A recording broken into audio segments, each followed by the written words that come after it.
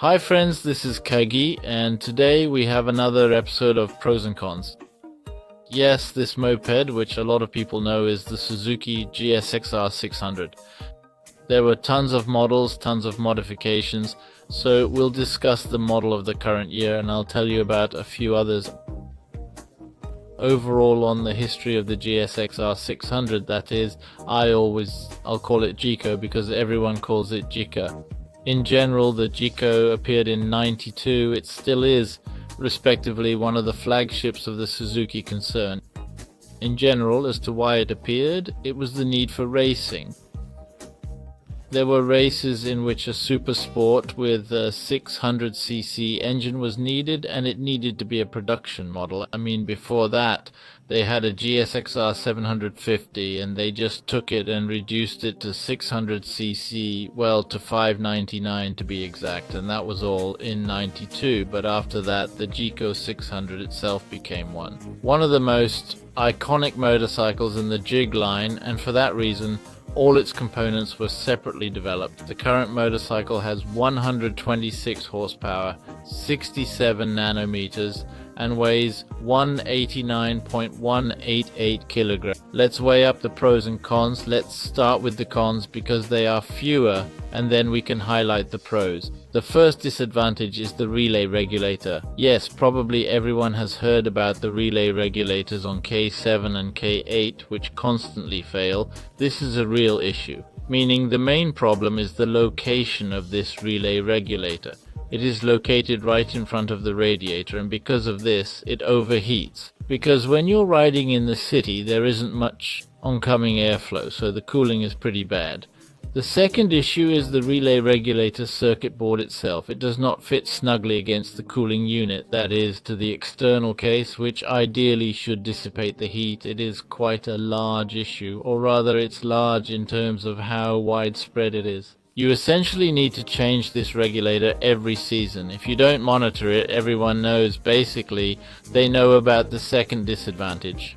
This is a revision of the motorcycles because of a fault in the front main brake cylinder where the brake handle is. There is the front main brake cylinder. It was not sprayed and got stuck due to this. There was a big recall almost for 10 years in a row for everyone. The recall was the third minus is the rare GRM problems, but not on all bikes. Some bikes specifically encounter this.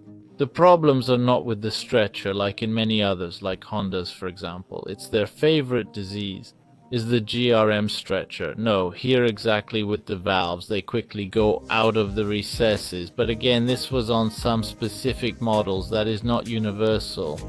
In the latest models, it is not. The fourth minus is to seem, but not to be. Actually, this is one of the slogans that I can apply to the GSX R 600. It's exactly seeming.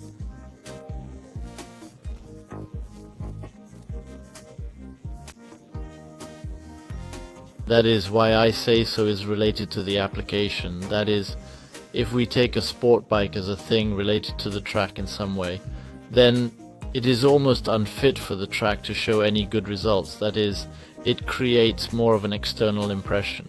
Gloss.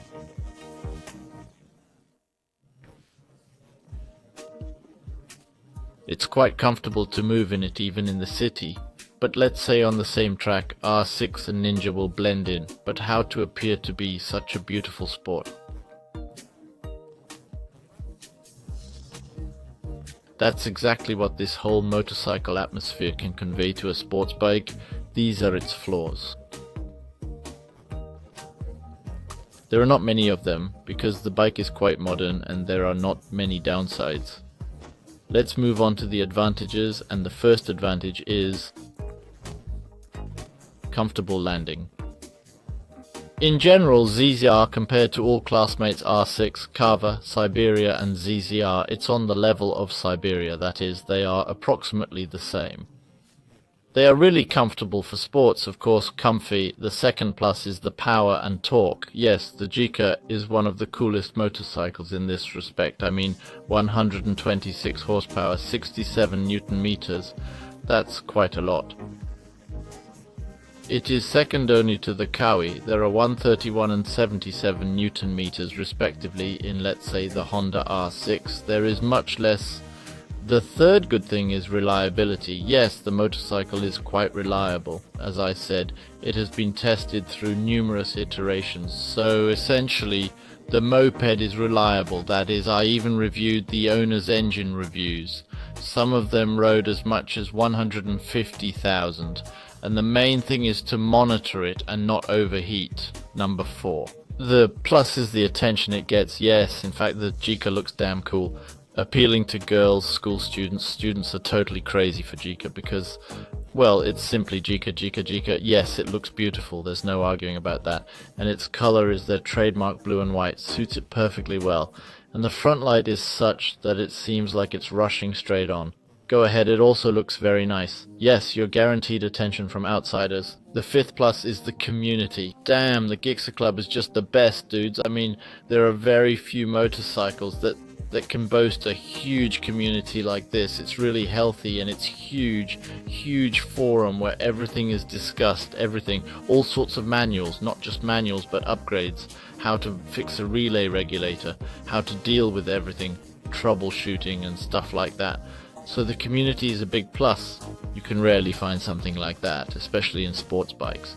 Jika has that, so these are the pros and cons. I personally don't really like the Gixxer 600, it's okay, but that's because I like the 750k more, since it almost rides like a liter bike. The liter bike is faster than the 600, but it looks the same. Yes, in terms of design I really like the 600. The GSX R series looks very beautiful in general. This was today's review. Thanks for watching. This was a comment I liked. Bye bye from Kagi. Stay happy.